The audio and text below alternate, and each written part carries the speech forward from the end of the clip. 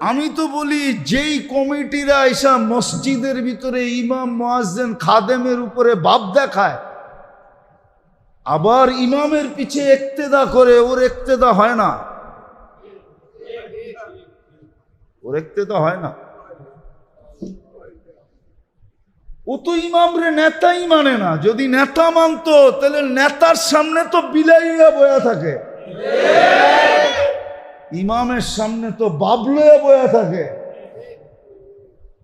নেতায় তো ওরে কানে ধরে চালায়, আর ও তো ইমামরে কানে ধরে ঘুরায়। তাহলে ওর নামাজ হয়তো হয় কি করে? হয় নামাজ? আমার সমাজের নামাজই তো হয় না, খালি কমিটি কি? সমাজের প্রত্যেক ব্যক্তি তো ইমামের লোকে ভাবলয়।